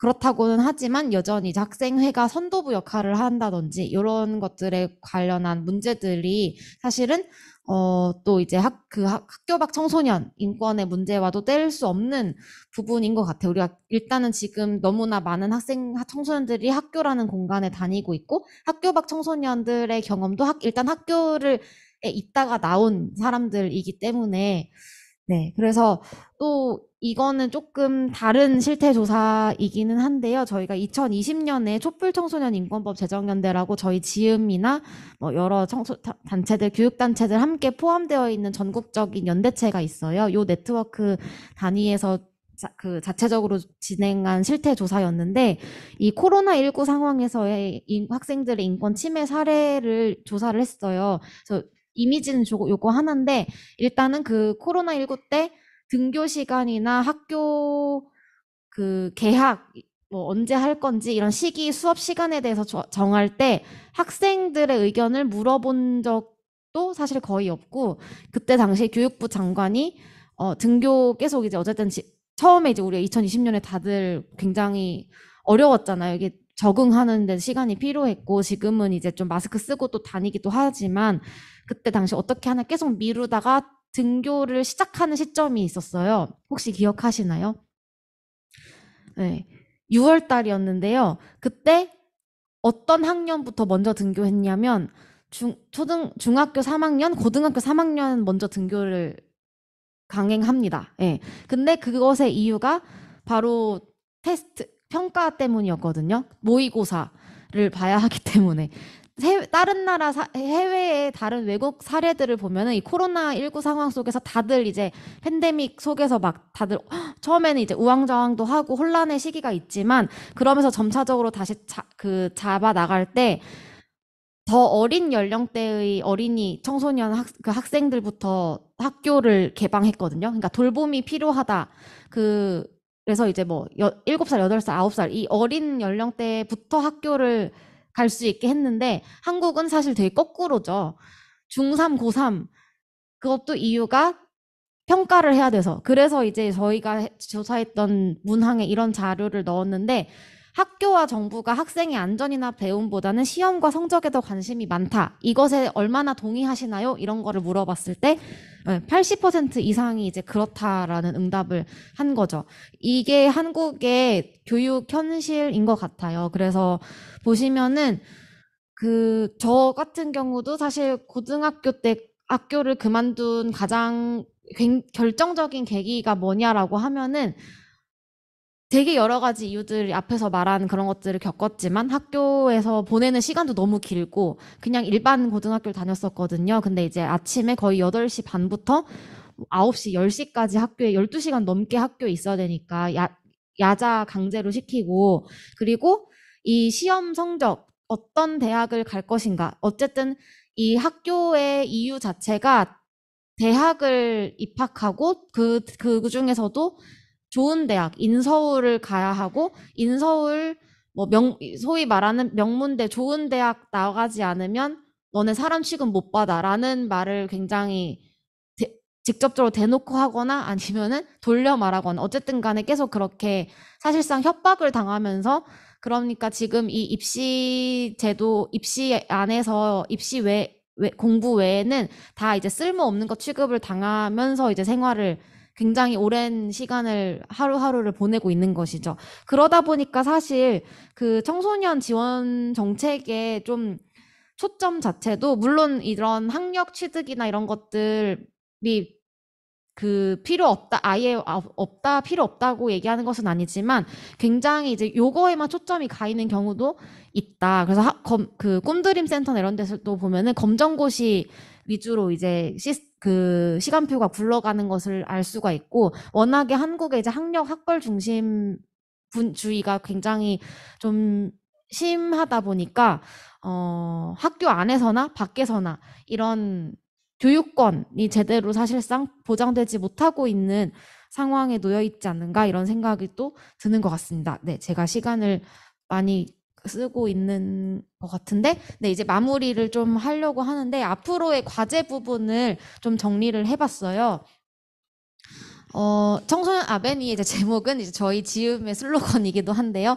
네, 청소년 인권 바로 지금인데 그 청소년들의 어린이 청소년 인권에 저는 좀 중요한 것 중에 하나가 이 인권이 계속 나중으로 미뤄지고 유예된다는 것이 큰 것 같거든요. 그러니까 왜냐하면 그것에 굉장히 다양한 그런 측면들로 왜냐하면 이게 그러니까 어린이들은 청소년들은 나중에 사람이라고 생각을 하는 거예요. 그러다 보니까 계속 밀리고 미루고 지금은 일단은 공부, 지금은 일단 어른들 말 잘 들어야지, 뭐 지금은 일단 주어지는 대로 그래서 자기 결정권이라든지 여러 가지 일상생활에서의 권리 같은 것들이 좀 지켜지지 못하고 있는 것 같아요. 그래서 좀 지금이라는 것이 굉장히 저는 중요하다라고 생각이 들어요. 근데 이제 그 학교 밖 청소년 인권 관련해서 좀 과제로 찝어본 것은 저는 학교를 그만두지 않게 하는 것 자체를 목적에 두는 것은 아니어야 한다라고 생각을 합니다. 그러니까 지금 학교가 지나치게 큰 영향력을 가지고 있고 당연히 이제 학교에서 교육기관으로서의 역할, 뭐 돌봄 기관으로서의 역할 이런 것들이 이제 제공되는 공적 기관으로서의 그런 것들이 수행이 되어야 하지만 학교에서만 그것이 이루어진다는 것은 문제가 있다. 그래서 학교가 그 청소년들의 시간과 여러 가지 공간적인 측면에서도 자원을 굉장히 너무 크게 갖고 있고 지나치게 크다 그 영향력이. 그러다 보니까 여기에서 내가 지내지 못하면 살아갈 수가 없는 것과 사실 마찬가지인 그런 좀 부분들에 대해서 고민을 해봐야 하는 것 같고요.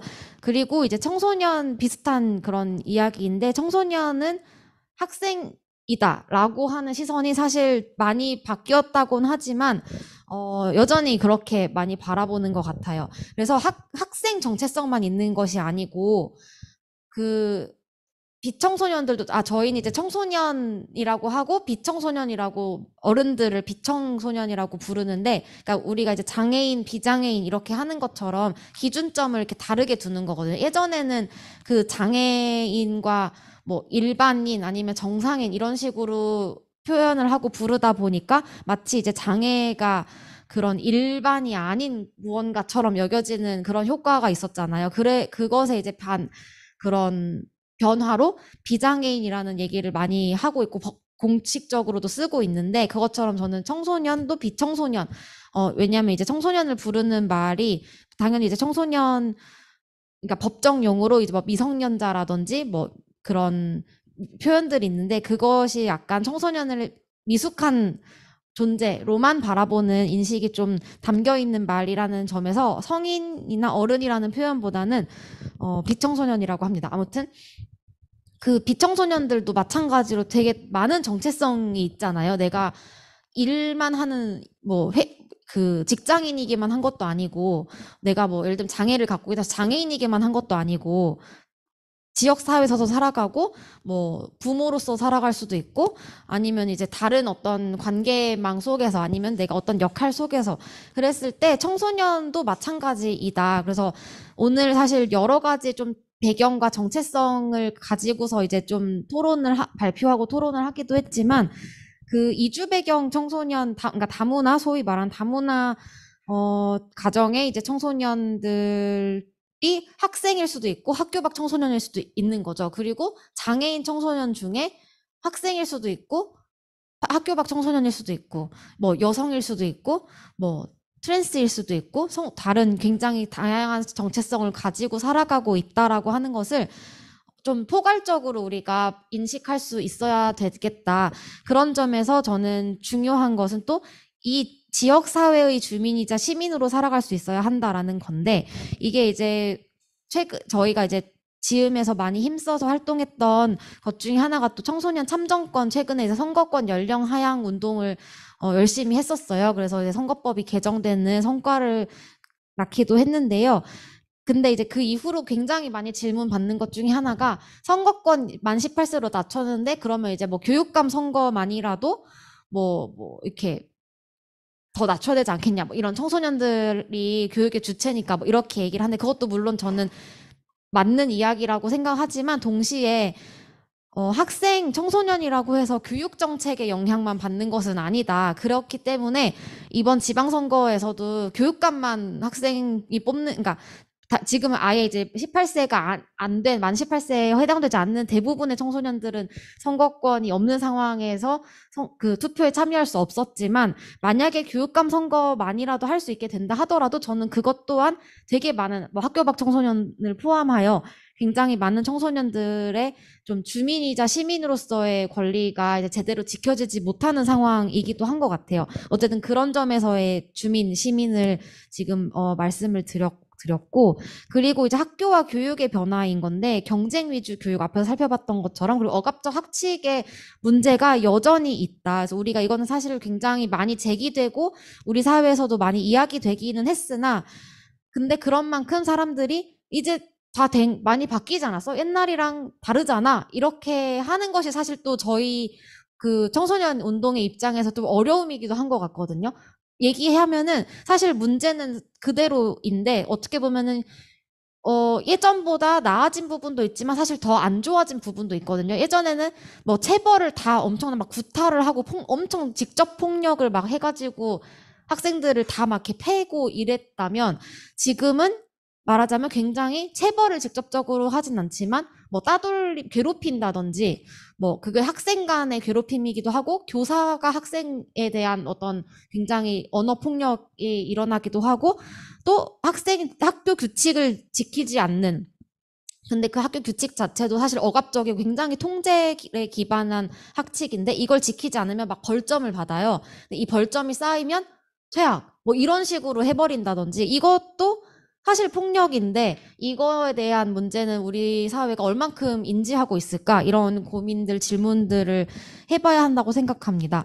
그리고 이제 또 학교 밖 청소년 자체를 오늘 학교 밖 청소년 얘기를 하고 있긴 하지만 그걸 따로 분류해서 범주화하기보다는 우리 앞에서 지금 쭉 다들 아마 공감하실 것 같아요.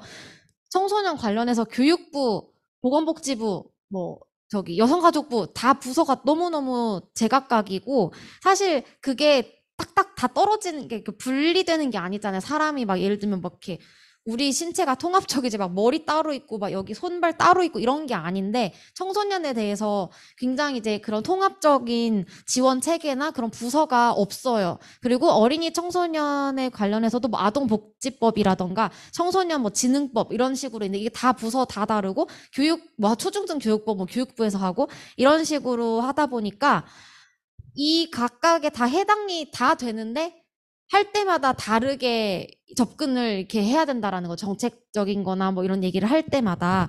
그래서 어린이 청소년에 관련한 통합적 지원 체계가 있어야 하고, 그런 점에서 이제 어린이 청소년을 그 인권 기본법이 저는 있어야 된다고 저희 단체에서 또 얘기를 하고 있기도 합니다.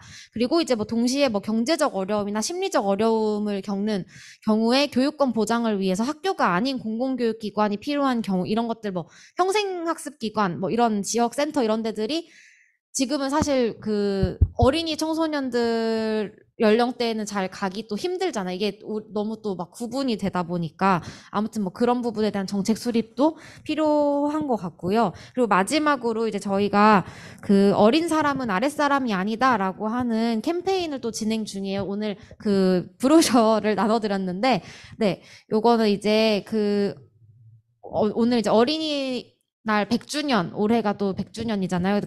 그리고 100년 전에 어린이 해방선언 그 구호 안에도 있었던 것처럼, 이런 아랫사람으로 대하는 그런 눈높이를 이렇게 낮춰서 대하는 것이 지금도 굉장히 많고, 저는 이런 어린이 청소년을 좀 지금 사회와 다른 존재로 대하고, 미래의 존재로 대하는 것이 결국에는 이 어떤 억압적인 학교 규칙이라던가 어린 청소년에 대한 굉장히 이제 그런 쪼개서 접근되는 체계 이런 것들을 낳는 원인이라고도 봅니다. 그래서 좀 어린 사람에 대한 인식, 그리고 어린이 청소년이 지금 현재를 함께 살아가고 있는 우리 사회에 같은 동등한 구성원이다라고 하는 것에 대해서 우리 사회의 관심과 더 지지 기반이 더 넓어져야 된다고 생각합니다. 네, 이상으로 저희 발표를 마치겠습니다. 네, 감사합니다. 저도 오늘 이 팜플렛을 받았는데요. 그 지음이라고 하는 단체에서 이야기하는 것 중에 하나가 방금 말씀하셨던 이 어린 사람은 아랫사람이 아니다. 일상 언어 속에서 나이 차별 개선 캠페인도 하고 있고요. 그리고 여기에 지음에서 지음이라는 것은 글을 짓고 집을 짓고 밥을 짓고 농사를 짓듯 청소년 인권 운동의 말과 공간과 기반을 창조하고 만들어가는 단체라는 뜻이라고 합니다. 네, 감사합니다. 그리고 그 여러 가지 그 이야기 중에서 특히 그 교육부, 여성가족부, 보건복지부 이런 어떤 그 분리된 정책에서 어떻게 보면 좀 통합적인 지원이 더 필요하지 않을까라는 부분도 중요한 부분이라고 생각이 듭니다. 네, 여기 이 발표에 대해서 이제 학교 밖 어린이 청소년 인권을 청소년 인권 운동 연대 지음의 체험 활동가인 정현님의 토론을 시작하겠습니다. 네, 방금 소개받은 지음의 체험 활동가로 활동하고 있는 정현이라고 합니다. 일단 그 난다님의 토론 내용을 보고 저의 청소년 시기가 떠올랐는데요. 저 또한 부적응 등으로 인해 중학교까지만 다니고 고등학교는 대안학교 등으로 진학할까 고민하다가 그 여러 가지 편견 등으로 인해서 두려움이 너무 큰 나머지 그냥 바로 1번계 고등학교로 진학한 케이스입니다. 아직까지 우리 사회는 청소년은 학교를 다니는 사람이라는 인식이 너무 강하게 자리 잡고 있는 것 같은데요. 또한 부모 세대들은 학교에 다니지 않으면 무슨 문제가 있는 것 마냥 자신의 자식들을 나쁜 존재로 생각하게 됩니다. 어떤 사람이 무슨 선택을 하든 그건 옳고 그름의 문제가 아닌데도 말이죠. 난나님께서 발표하신 자료에도 나와 있듯 그들의 자태를 고민하는 데에는 여러 가지 이유가 존재합니다. 또한 정책적으로 지원이 가능함에도 무슨 이유 때문인지 정확히는 몰라도 그것을 이용하는 학교 밖 청소년의 수는 매우 적습니다.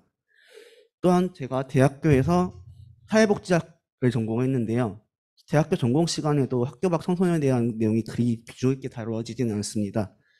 아동복지론 또는 청소년 복지론 강의에서도 그에 관한 내용은 한두 줄로 써있고 넘어가곤 합니다.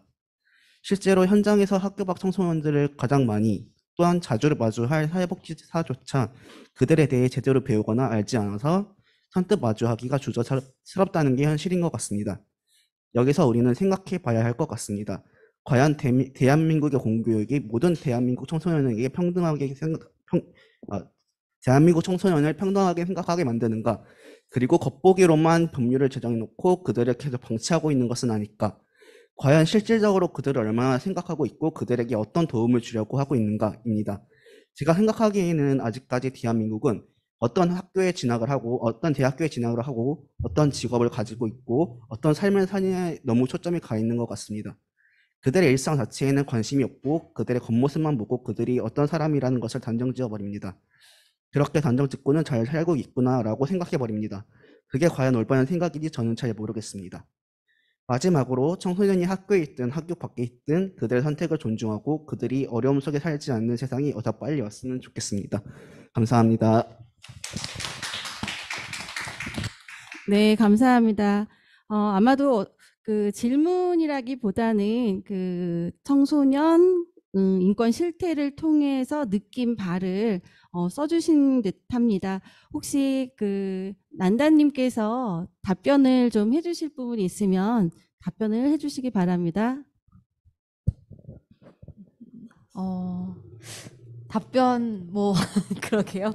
저희가 같은 단체이기는 한데 사실 요거 토론문 준비를 각자 좀 바쁘게 했던 것 같아요. 그래가지고 근데 이제 뭐 내용에 대해서 저도 사실 공감을 하고 또 이제 말씀해주신 것처럼 아까도 이제 제가 교육권 문제를 좀 제기를 했는데 한국의 학교가 계속 그러니까 입시 중심으로 이렇게 맞춰져 있다 보니까 사실 그것 때문에 그 길로 갔을 때의 배제되는 존재들이 사실 저는 결국에 뭐 이주 배경 청소년, 장애 청소년, 뭐 또 그 밖에 이제 소수 청소년들은 계속 끊임없이 배제. 그러니까 그 중심축이 이것만이 정상이고 그거에 맞는 능력을 너는 갖춰야 하고 그렇지 않으면 뭐 탈락이야 이렇게 되다 보니까 근데 이게 사실 굉장히 또 특정 소수만을 위한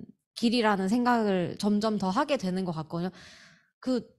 다 갈 수가 없잖아요. 진짜 그냥 생각을 해봐도. 근데 거기에 들어갔을 때 이 사람들은 근데 이제 열심히 노력했으니까 보상을 해줘야 되고 약간 이러면서 점점 우리 사회의 차별이나 이런 것들이 이건 차별이야라고 인식하게 되기보다는 그냥 그 개인이 열심히 해서 그 개인의 성취를 인정해줘야지 왜 그게 뭐가 차별이야 약간 이런 걸로도 가면서 점점 그러니까 근본적인 어떤 뿌리를 건드리는 접근이나 이런 게 힘들어지고 전체적으로 더 뭐랄까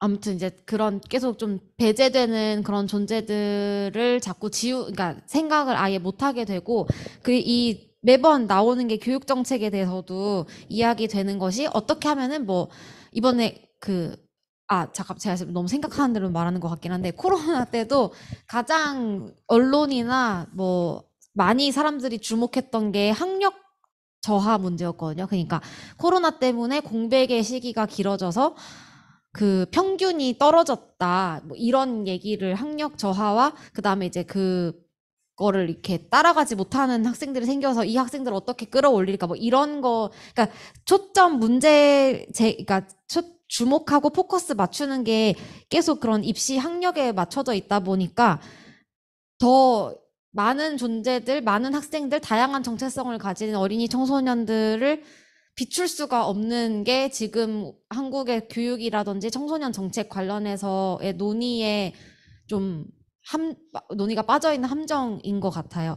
그래서 네, 오늘 그 어린이 인권 선언 100주년 어린이날 100주년 이렇게 올해 또 맞아서 그 인권 포럼 이렇게 하게 돼서 이렇게 자리를 마련해 주시고 또 그 다양한 분야에서의 이야기 현장의 실태나 이런 것들 같이 나누면서 이게 각각이 따로 떨어져 있는 게 아니고 계속 이렇게 서로가 연결되어야 하고 연결되어 있다라고 하는 거를 확인할 수 있는 시간을 좀 마련을 해주신 것 같아서 네 갑자기 네, 여기 주최 측에 말씀을 드리는데 답변이라기보다는 네 아무튼 네 그런 걸 좀 또 저희도 고민해 볼 수 있는 그런 좋은 시간이었던 것 같습니다. 네, 감사합니다.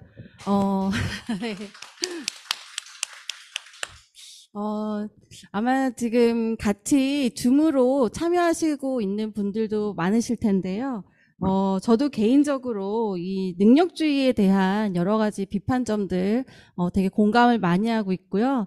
최근에 그 박건일 님의 그 한국의 능력주의에 관해서 흥사단 교육운동본부에서 제가 그 가서 북토크를 봤는데요. 여러분한테도 꼭 한번 추천해주고 싶은 책이라고 생각이 됩니다. 네, 그리고 이제는 모든 이제 발표가 다 마쳤고요. 마지막으로 종합 토론 시간이 있습니다. 사실 종합 토론 시간을 조금 더 길게 잡아야 되는 거는 맞는데 그래도 시간 관계상 저희가 토론과 발표를 이렇게 각각 담당을 해서 했기 때문에 혹시 미진하게 발표를 못했던 부분이나 토론을 하실 때 조금 더 짚어주고 싶었던 부분이 있다면 같이 이야기를 하면 좋을 것 같고요.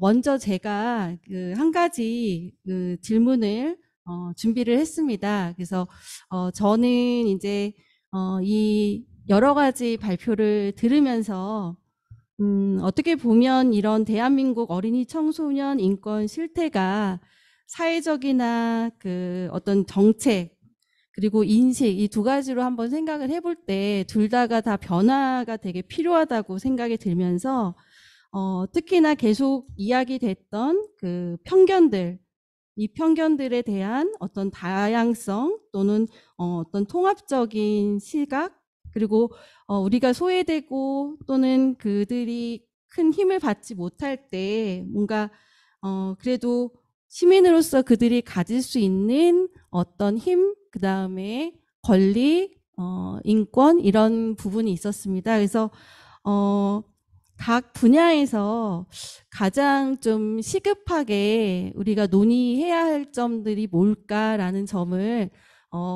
분야별로 간단하게 한번 얘기해 주시고 가능하다면 그 해결할 수 있는 모색을 할 수 있는 그 해결점을 한두 가지만 제안을 해주시면 잘 정리가 되지 않을까 싶습니다. 혹시 먼저 발표를 해주실 분이 계실까요? 네, 윤혁 처장님. 네. 일단 제가 먼저 하는 게 나을 것 같습니다. 일단 저는 이제 발표문을만 따지면은 거의 뭐 한 1시간 정도를 준비해서 중간에 걸러가면서 하려고 하다 보니 중요한 대목을 일단 빠뜨렸는데요. 사실은 이제 중요한 부분은 다른 것보다 이주민, 이주 문화라고 했을 때 우리나라 같은 경우에도 100년 전에는 난민이자 이주민이었거든요. 너무나 잘 아시는 것처럼 우리 역시 이주 노동을 돈을 벌려는 목적으로 일제강점기에 조선을 떠나 제물포항을 출발해서 일본을 거쳐 하와이로 이주 노동을 갔던 것이 그 역시 120년 전입니다. 1902년이었으니까요. 우리 역시 이주 노동의 난민의 후예이기도 한데 지금 미주 지역 같은 경우에는 벌써 이민 4세, 이민 5세입니다. 이민 4세와 이민 5세가 대한민국의 정체성을 얼마나 가지고 있는지 또는 그것이 얼마나 무엇 때문에 중요한 것인지는 잘 모르겠습니다. 다만 우리의 역사 속에 이주 역사도 매우 자연스러웠다는 것을 확인하는 것이고요. 마찬가지입니다. 한국에 들어와 있는 이주 노동자, 난민들 역시 여러 가지 이유로 한국에 들어와 있습니다. 그들 가운데는 돈을 벌려는 목적으로 한국에 온 이주 노동자도 물론 있습니다. 조선의 이주 노동자가 하와이를 갔던 것처럼. 그래서 저는 이주 노동자를 대하는 데 있어서 또 결혼 이주 여성을 대하는 데 있어서 돈을 목적으로 한 여러 가지 이유를 목적으로 한국에 온 것처럼 갖는 문화적 태도는 매우 부당하고 왜곡되어 있다. 이 말씀을 드리면서요. 제가 주목하려고 했던 것은 정책과 제도의 개선이 정책과 제도가 효과성이 계속 없다라는 것입니다. 이들의 이주 배경 다문화 가족이나 청소년들의 생활을 보지 않고서는 생활상으로 삶 속으로 들어가지 않고서는 정책과 제도가 실효성이 없다는 겁니다. 그런 의미에서 한 가지 꼭 제안 드리거나 정책화 제안드리거나 함께 했으면 좋을 부분은 우리 곁에 있는 이주민은 25명 가운데 1명입니다. 내 곁에 무수히 많습니다. 그들과의 관계 속에서 그의 모국 또는 그의 부모의 나라, 그의 부모의 나라에 대한 학습이 단절되거나 그의 부모의 나라의 학습들이 성장하면서 배웠던 언어나 문화적 습관들이나 태도들이 완전히 괴멸되거나 분리되어서 삭제되는 것을 원하지 않는다면, 또 그렇게 기계처럼 한국인으로 동화되는 걸 원하지 않는다면 그들의 문화들을 학습할 수 있는 구조, 지금 생각나무 비비센터 같은 경우도 7개 나라 이상의 여러 가지 문화가 함께 살아 숨쉬고 있습니다. 베트남 음식, 뭐 중국, 또 티벳의 뭐 그 음악, 그런 문화들이 살아 있을 때만이 다문화 시대를 제대로 해석할 수 있겠다. 다인종 다문화 시대를 해석하는 것은 결국에는 동화주의 따위가 아니라 문화 상호주의, 상호 문화주의인데, 구체적으로 말하면 어머니, 아버지 나라의 문화를 제대로 인정해주고 함께 학습하자. 이런 구조, 이런 삶의 학습장을 만들어 가자. 이런 얘기입니다. 문화가 바뀌어야 된다는 얘기로 제 얘기는 마치도록 하겠습니다. 네, 감사합니다. 매우 중요한 부분을 말씀해 주셨습니다. 혹시 또 이렇게 말씀하실 분 계실까요? 네. 네. 제가 좀 전에 토론할 때 시간이 부족해가지고 한 가지 꼭 짚고 지나가고 싶은 것은 학생들이든 이주민이든 그 자체를 봐주는 것이 중요하다고 생각해요. 사실 저는 한국에 온 지 19년이 됐고 귀화한 지 17년이 됐어요. 그러나 지금도 누가 저한테 물으면 어디서 왔는가 하면 저 중랑구에서 왔다. 아니, 너 어디서 왔는가? 항상 제가 중국에서 왔다. 그 말을 하면 맞아. 그냥 벌써 제가 귀화한 지 17년이 됐는데도 아직 이런 말을 듣고 있고, 그리고 다문화 가정 자녀들이든 중도 있고 청소년을 보면 좀 소극적이고 하는 것은 그 자기의 이 정체성은 대한민국인데 꼭 듣고 싶은 것은 너 엄마나 아빠가 어떤 나라에서 왔는가. 항상 우리 애들이 좀 뭔가 학교에 준비물을 조금 부족했으면 보라고, 너 엄마가 외국에서 왔으니까 일반 가정의 자녀들이 좀 준비물이 부족했으면 야, 너 엄마 아빠가 진짜 바쁜가 봐. 그런 차별, 그냥 학생 그 자체를 봐주고 이런 차별이 없었으면 좋겠다는 생각이 듭니다. 감사합니다. 네, 고맙습니다. 안순아 대표님께서 본인의 그 이야기를 예시로 하셔가지고요. 네, 정확하게 저희가 이해할 수 있도록 안내를 해주신 것 같습니다. 혹시 또 질문이 있으신가요? 아니면은 혹시 줌으로 지금 참여하고 계신 분들 중에서 질문이 있을까요? 혹시 대화방에 글을 쓴다거나 아니면 네, 혹시 있으실까요?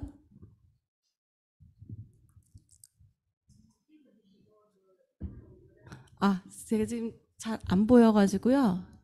이쪽에서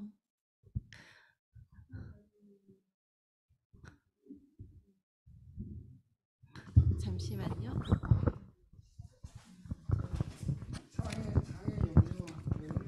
어디 여기인가요? 네. 제가 보겠습니다. 이번 어린이 인권선언 100주년을 위한 포럼에 함께하게 되어 기쁘며 부제처럼 모든 아이들이 행복하기 위한 가장 기본적인 조건인 어린이 인권 존중에 대해 우리 장애 영유아들이 생활하고 있는 현장에서의 차별되어지고 있는 다양한 상황들에 포커스를 맞춘 이야기를 좀 더 구체적으로 이야기를 좀 부탁한다고 합니다. 혹시 장애 관련해서 혹시 말씀해 주시겠습니까? 류영미 선생님.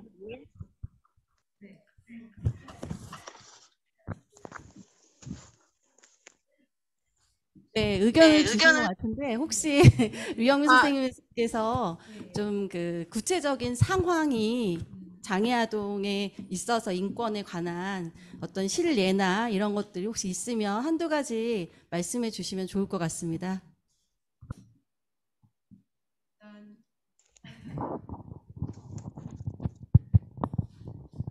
그 제가 지금 아이가 성인이 되다 보니까 네. 그 제가 알기로는 이제 제 주변에 최근에 그 장애 진단을 받은 분과 또 장애 진단을 이제 그냥 특수교육 대상자인 그 어린 장애 부모를 만났어요. 만났는데 일단은 그 제일 중요한 게 이제 그 학교 그 특수교육 관련된 그 치료라든가 이런 거에서 굉장히 그 제외가 되고 뭐 이런 부분들 그다음에 이제 그 진단을 받는데 굉장히 이제 어려움이 있다라는 것들을 많이 들었습니다. 그래서 어 30년 전에 저와 지금의 그런 환경들이 굉장히 변하지 않고 있구나. 예, 그런 것들을 저도 이제 복지부나 또 이제 아까 말씀하신 대로 이제 뭐 교육부나 이런 것에서 우리가 좀 더 많이 건의를 해야 되겠다 이런 생각을 들었고, 그리고 요새는 그 아까 제가 이제 사례에서도 조금 더 좀 다루고는 싶었는데 마찬가지예요. 좀 이렇게 좀 더 긴 시간을 얘기했었으면은 좀 자세하게 좀 얘기를 나누고 싶었는데요. 그 안에서 그 인권에 대한 현장에서의 어떤 인권에 대한 부분을 말씀을 해달라는 거죠. 지금요. 네네. 근데 조금 조심스러운 부분들이 있어요. 예, 그런 얘기들을 제가 좀 얘기를 좀 심도 있게 하게 되면은 네, 네 다음에 그거는 예, 네네네 알겠습니다. 네. 사회자님, 저는 그냥 조금 이제 제가 조금 부연 설명하고 싶은 게 있었는데요. 네. 제가 늘 이제 고민이 왜 우리 아이들은 가까운 유치원을 못 다닐까? 길만 건너면은 학교가 있는데 왜 초등학교를 못 다닐까? 근데 우리 아이는 몸이 불편한데 왜 그 먼 외곽에 있는 복지관과 학교를 가야 되는 건가? 이런 부분들이 굉장히 마음이 늘 아팠거든요. 근데 이제 그거는 굉장히 이제 좀 지켜지지 않았고, 그거에 대안으로 뭐 통합학급이 생기긴 했지만 그 안에서의 부모들과 우리 아이들이 너무 상처받고 있다라는 거, 그 안에서도 굉장히 많은 인권 침해가 일어나고 있다라는 거. 그래서 저는 그 이제 우리 학교, 우리 반, 우리 이웃, 우리 동네에서 우리 불편한 우리 아이들이 좀 다양성 이런 것들을 인정받으면서 함께 살아가는 사회. 그래서 이제 이럴 때 이제 그 옹호인 역할을 강조하고 싶은데요. 부모는 정말 그 죽을 때까지 우리 장애 자녀의 옹호인 역할을 저는 해야 된다고 생각해요. 우리 장애 자녀가 어떤 어려움을 갖고 있고 우리 아이는 이런 것들, 그러니까 정확한 정보를 우리 아이들을 대하는 교사나 보호하고 있는 사람들한테 늘 끊임없이 정확한 정보를 설명해 줄 수 있어야 되고요. 또 지역사회는 우리 아이들한테 따뜻한 옹호인이 함께 살아가는 정말 그 사이좋은 이웃이 되어 주어야 된다고 생각합니다. 이거는 뭘 변화할 수 있냐면 님비 현상을 없게 할 수 있어요. 그래서 무릎 꿇고 특사학교 무릎 꿇고 우리 지역에 특사학교 만드는 거, 이런 것들, 기관이 만들어질 때마다 정말 그 주민들이 반대하고 이런 것들, 이런 현상을 저는 이렇게 막을 수 있지 않을까 생각합니다. 그래야 지역사회 가까이 우리 아이들이 좀 더 가까이 왔을 때 사람들이 우리 아이들을 많이 자주 접근하게 되면 그 다양성도 인정하고 어려움도 인정하고 정말 우리가 다름을 넘어서 함께 갈 수 있다라고 생각합니다. 네, 이제 마지막으로 우리 아이들에게 따뜻한 이웃이 되어주세요. 이 말을 꼭 드리고 싶습니다. 네, 감사합니다. 지금 한 분이 여기 대화방에 글을 쓰신 것 같긴 한데요. 혹시 보이시나요? 그건 것 같습니다. 한국의 가정밖의 청소년, 네. 한국의 가정밖의 청소년에 대한 사회적 서비스가 좀 더 확대되어 민주시민으로 성장해 나갈 수 있도록 사회적 인식 변화와 더불어 사회적 관심도 넓혀지면 좋겠습니다. 라고 써주셨고요.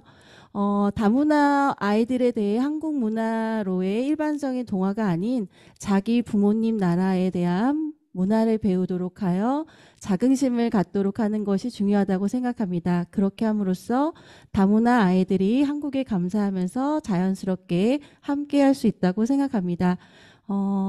그런 측면에서 정부에서 다문화 아이들에 대한 자기 문화 배우기 프로그램이 있나요? 이렇게 짧게 질문하셨는데 혹시 네, 윤혁 처장님 짧게만 해주시기 바랍니다. 네, 시간 관계상.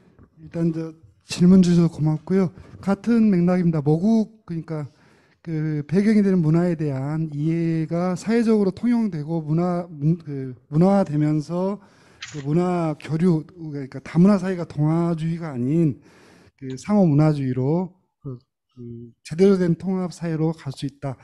현재 중앙정부에서는 다문화 그 프로그램 가운데 엄마 나라 방문 프로그램이라거나 또는 엄마 나라 문화 배우기가 있긴 하지만 이벤트성 프로젝트로 진행되고 있어요. 그래서 보편적인 그 학생들 모두가 이 프로그램들에 합류되고 있는 게 아니라 이벤트성으로 진행되고 있어서 이걸 보다 더 일상화하는 게 필요하겠다. 그리고 다문화 교육은 이주민들을 대상으로 하는 게 아니라 이주민 4%가 아니라 이주민이 아닌 96%의 한국 그 선주민들이 더 받아야 된다. 이것도 마찬가지로 선주민과 이주민이 통합 교육으로 가야 된다가 이제 보다 더 바람직한 해법입니다. 네, 감사합니다. 오랜 시간 함께 해주셔서 감사하고요. 저희가 마지막으로 저희 그 임의의 관장님께서 마지막 인사말을 해 주시겠습니다. 네. 아는 만큼 보이고, 아는 만큼 이해하고, 또 아는 만큼 정말 공감하는 그러한 시간이 된 것 같습니다. 우리들이 보통 모두가 하늘입니다라고 말을 하는데, 어찌 보면은 지금 이 시간이 생각의 전환, 다시 시작하는 그러한 시간이 된 것 같아요. 그래도 이해하고 있다고 알고 있다고 생각했는데 가까이에서 활동하시는 분들의 말씀을 들으니까 우리들이 알고 있는 게 너무나 표면적이지 아니었나. 그래서 여러분들의 말씀이 진짜 가슴 깊이까지 와 닿아서 이 시간이 너무나 의미 있었고 이런 시간을 통해서 서로를 배우고 공감하고 그래서 정말로 뭐 너나 안과 박 이런 것이 우리의 사는 기준이 아니고 모두가 함께 가야 하는 거라는 걸 다시 한번 배우는 귀한 시간이었습니다. 오늘 발표해 주신 여러분 그리고 줌으로 함께 해 주신 여러분 그리고 오늘 기꺼이 사회까지 맡아서 함께 해 주신 우리 이정아 쌤 그리고 준비해 주신 동학소년의 여러분들께 진심으로 감사를 드립니다. 함께 해주셔서 진심으로 고맙습니다. 네, 감사합니다. 네, 제가 마지막으로요. 저희가 이제 어린이가 행복한 나라 첫 번째가 오늘에였고요. 내년 그리고 내후년 3년 동안 있을 이 어린이가 행복한 나라에 계속 지속적인 관심과 참여 부탁드립니다. 네, 이상으로 오늘의 포럼을 마치겠습니다. 감사합니다.